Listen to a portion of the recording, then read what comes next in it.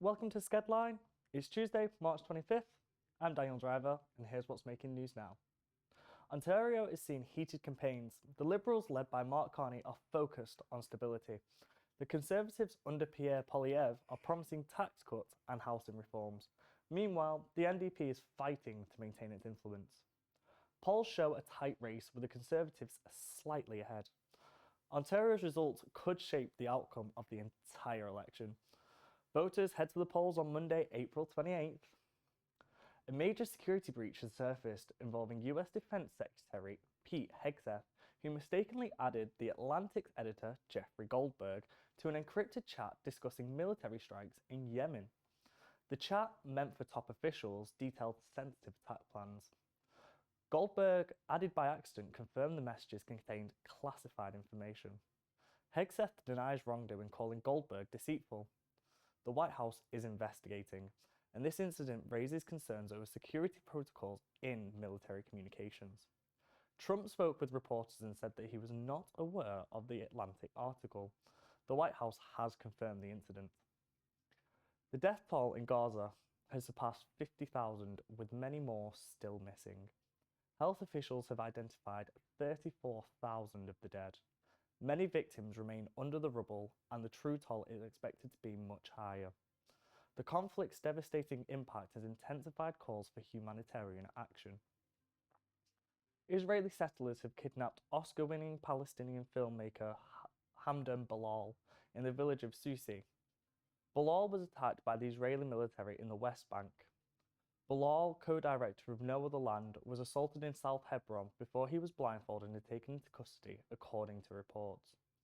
The Israeli military said the arrest was due to rock throwing, but activists say he was attacked in retaliation for his film. Now it's over to Fernando for the sport. Thanks, Daniel. And for sports, Canada defeats the United States 2-1 to secure a third-place finish at the CONCACAF Nations League last Saturday. Before the match, Canada's coach SkedLive March downplayed the political tension between Canada and the US. However, he did show his players footage from the beginning of the Canada-US Four Nations face-off hockey game prior to their match. Tani Oloeshei and Jonathan David were the goal scorers for Canada. With this third-place finish, Canada will receive $600,000 of prize money. And in Europe, England cruised to a 3-0 victory against Latvia in a World Cup qualifier match at Wembley Stadium yesterday. Chelsea's right back, Reece James, opened the scoring with a brilliant free kick from 25 yards out. England dominated in the second half, with Declan Rice setting up Harry Kane for a tap-in at 68 minutes. Eberechi added a third tally after his shot took a slight deflection and into the net. The international break is now over for England, and they will face Andorra on June 7. And in the NBA, the Toronto Raptors ended their 4-game slide with a 112-104 win against the Washington Wizards yesterday evening. Point guard Emmanuel quickly led the charge for Toronto with 21 points and 7 assists. Scotty Barnes contributed with 13 points, 10 boards, and 8 assists, while Jacob Potto shot 10 for 13 from the field. Despite Jordan Poole scoring 23 points, Washington lost its 5th consecutive game. The Wizards also lost Keontae George after he sprained his left ankle early in the game. The Raptors will face the Brooklyn Nets tomorrow at 7:30 p.m. And in the NHL, the Toronto Maple Leafs will welcome the Philadelphia Flyers tonight at Scotiabank Arena. Both teams are coming off losses, with Philadelphia falling to Chicago 7-4 on Sunday, while Toronto lost 5-2 to Nashville on Saturday. The Flyers are on a 5-game losing streak and will not make the playoffs. However, the Leafs are looking to bounce back after an upset loss, which snapped their 3-game winning streak. Toronto is likely to start Anthony Stolarz in net, and he has a 2-2 career record against Philadelphia. The game is scheduled to start at 7 p.m. tonight. And while the NHL postseason draws near, the Major League Baseball regular season is about to start.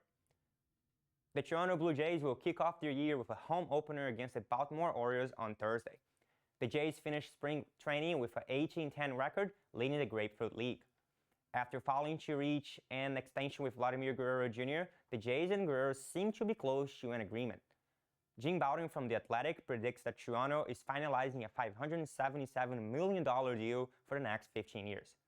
Guerrero has said he wants to stay in Toronto, but now it's up to the Jays front office to make it happen. The home opener is scheduled for Thursday at 3:07 p.m. And that's all for sports. I'm Fernando Bosois, and here's Maria with entertainment. Thank you, Fernando. I'm here with your entertainment fix. Adolescence, a Netflix original, has made history as the first streaming show to top the UK's weekly TV ratings, surpassing BBC hits like The Apprentice and Death in Paradise.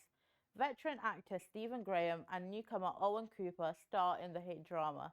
The series, which attracted 6.4 million viewers in its opening week, is a 4-point limited series that centers on a young boy arrested for murder. It explores social media influence and how it impacts a family, a community, and a school. With Netflix boasting 300 million global subscribers and 17 million in the UK alone, Adolescence highlights streaming's growing dominance. Walt Disney's highly anticipated live-action Snow White has a disappointed box office debut, earning just $43 million in its opening weekend. With a budget exceeding $250 million, the film's release was marred by controversies surrounding its portrayal of the dwarfs and the casting of Rachel Zegler and Gal Gadot. Critics were lukewarm, with the film earning only a 43% rating on Rotten Tomatoes. Despite global earnings of $87 million, the film's underwhelming performance raises questions about Disney's future with live-action remakes. Cirque du Soleil is set to show Toronto with the world's largest free-standing event complex, the Pavilion. Opening on May the 1st, this new 60-meter by 75-meter venue will host the production of Ovo, a revamped show about a quirky insect love story running through June 28th. Located on the site of the former Mr. Christie factory in the Humber Bay Shores neighborhood of Etobicoke, the pavilion offers more space and allows for larger performances than the traditional Big Top. Despite concerns from locals over traffic and noise, Cirque du Soleil is working slowly with the city to address these issues. Vancouver is gearing up for Canada's biggest night in music as the Juno Awards return to Rogers Arena on Sunday, March 30th.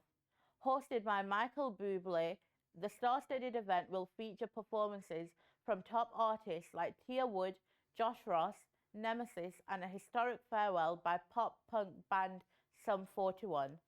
Joining the lineup are new acts like Maestro Fresh Wes, Janita Gandhi, and Roxanne Bruno, plus Anne-Marie, who also receives a Lifetime Award from the Junos. That's all for entertainment. Now back to Daniel in the studio. Thank you, Maria. Thanks for watching. For all of our content, check out our website, skedline.com. I'm Daniel Driver. Bye for now, and we'll see you next time.